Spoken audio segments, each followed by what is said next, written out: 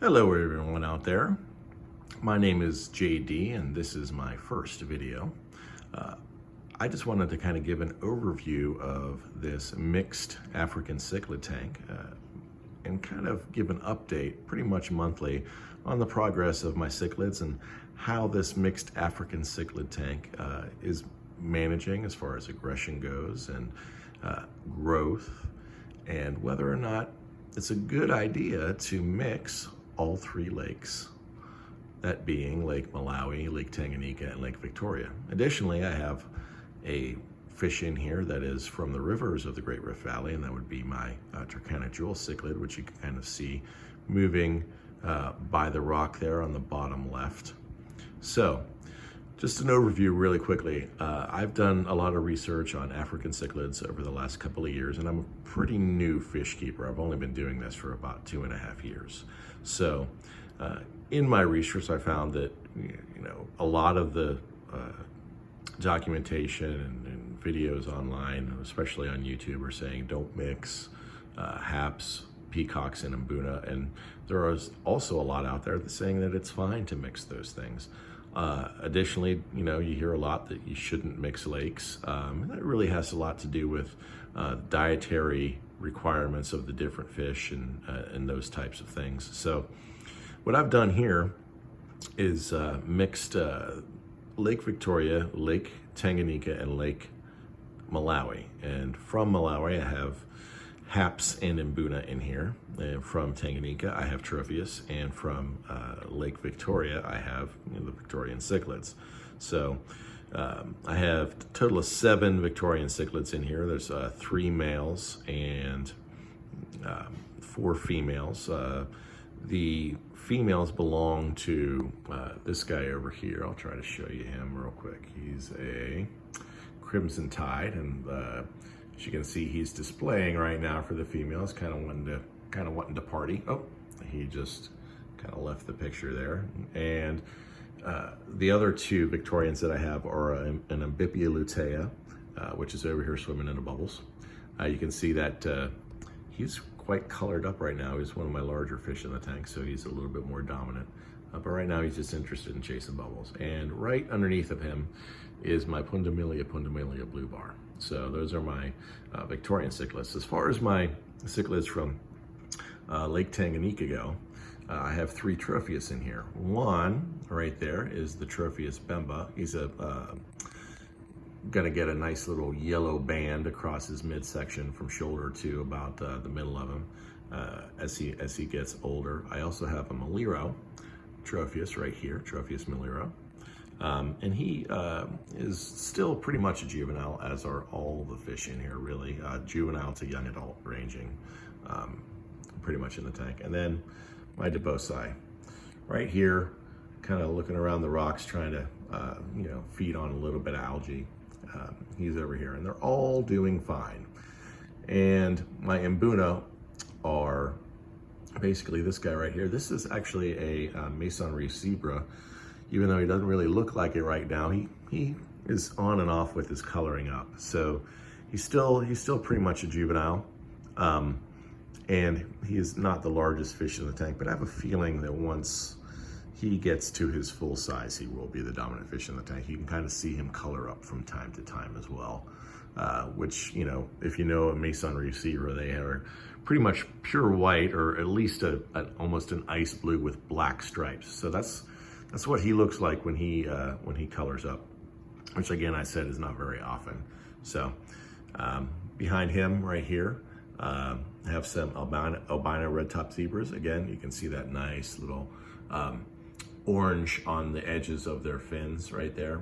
Albino, of course. I have 3 of those in here. So this is the dominant male right here of the group, and I have 2 females that are with him. One right here, you can see she's a little more peach in color than he is, so a little less dominant. And then the other one is much smaller, and they're swimming around somewhere.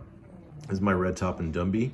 Again, a juvenile. He's about 3.5 inches. He'll get to about 5 inches eventually, but he's quite a beautiful fish when he does color up. So you see that nice orange top that he has, and hence the name Red Top and Dumby. So that goes along his dorsal fin and kind of highlights his anal fin and his tail fin as well.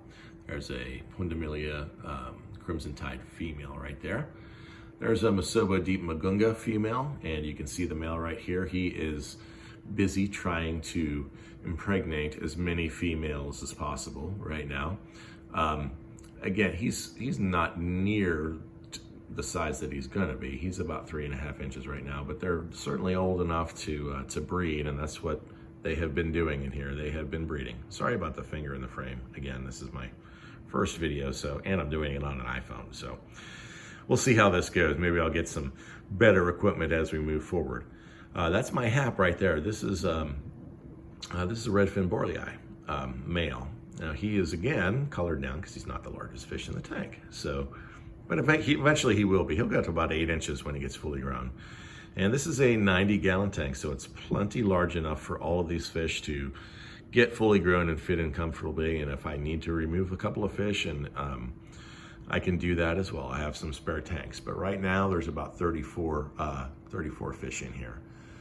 The next fish I'd like to talk about here is this is the King Sizei. Now he's right up in the light, so it's really going to be hard to see his features, but he's a yellow, but he does have a nice blue on his dorsal fin. If he ever raises it up for you, you can see that. The next fish we'll talk about is my other haps, if I can find them in here. They kind of hide out a little bit just because they're not the dominant fish in the tank, and they're actually, if you can see one, he's right back there.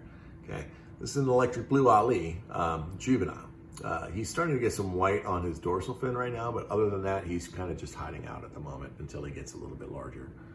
So they're hanging out back there. There's actually 2 of them back there. If he comes out into the light, you can kind of see him a little bit. There he is, the redfin borlei. So that's him. So, and then this guy seems to be kind of the tank boss. This is a Chilosi B, Elongatus Chilosi. He, as far as his coloration goes, he colors up and down occasionally, but for the most part, he stays kind of that pale. But you can start to see him start to color up there. He has a little bit of blue in between his eyes there. And when he does get agitated or a little feisty, he gets jet black. That stripes get jet black, and he gets a bright yellow. I also have a Swedish red top hongi in here as well. So, and he just kind of went behind a rock, but you can see how that Maliro kind of is still a juvenile, so it's kind of changing colors and stripes. This is a Chidongo flavus that has not colored up yet. It just kind of looks like a pale brown, but he'll get some nice black and yellow as well when he gets a little bit older. And you can see the window in the background there, so it's really hard to see him. But overall, that's my tank. Like I said, I have 3 Tanganyikans, 3 haps, 3 Victorians, and all the rest are Mbuna. I have a total of 7 Masobo Deep Magunga. I have 3 red top, I have 1 red top and Dumby. I have 3 albino red top zebras. I have an SRT hongi in here. The other fish that I have in here are some labio Tropheus. They're really cool just because of the way they look. I love the mouth on these guys. And if I can kind of get a close up here, he's foraging for algae right now. But if I can get a close up of him, you'll be able to see that. It's pretty neat. I really love the coloration on them too. They have a nice little almost orangish red strip down the middle of them, and like a purplish blue face and dorsal fin and anal fin and tail fin. It's really a good looking fish. The other 2 little fish I have in here, now these are left over from some yellow labs that I used to keep. I thought I had gotten them all out, but there was a mama yellow lab in here that spit her fry, and she left a couple of babies, and they have managed okay. They have survived the torture of all these larger fish and have been just fine. The other fish really leave them alone. You can see that Masobo just chasing him around a little bit, but they pretty much, oops, sorry about the focus there, they pretty much leave them alone. And as you can see right now, my Masobo is getting busy with the female. Attention, X-rated action going on, so I'm gonna move away from them and let them do their thing. And there's my Tropheus again right there. So, like I said, that's kind of a summary of all the fish I have in here. I'll do specific profiles on each one as time goes by. But I really wanted to conduct this experiment over about a year and kind of highlight the progress and growth of all these fish, whether or not they get along, and namely, how do I feed them? Because you have 3 haps in here that are carnivores, you have 3 Tropheus, which are primarily vegetarian, and you have these Mbuna, which are primarily omnivores. I have experimented with some different food, some spirulina flakes, some algae wafers, some North Fin veggie. I've done all of that, but that really doesn't provide a good diet for my haps. So after doing some further research on this, I've actually gone with this just standard North Fin cichlid pellet, the 1mm pellet. And from what I've discovered, really specifically regarding Tropheus, because those are, of these fish in here, probably the most difficult to keep from a dietary perspective, that cichlid pellet should be fine for them. Now, it is about 40% protein, and the first thing on there is krill. However, from the research that I have done, the bloat issue with Tropheus is not necessarily from the protein in the pellet. It's mostly the size of the pellet. So if you feed them a larger pellet, they may have trouble digesting it because their intestines are so long and their digestive tracts are so long. So the size of the pellet is really more important than the type of pellet it is when it comes to that. Again, you think about Malawi Bloat as well, you hear that a lot. I have had no issues with that so far, feeding them that standard North Fin cichlid pellet. Everybody seems to be doing just fine. The growth rates are good, and we're gonna highlight those growth rates as we move through onto the next videos. So,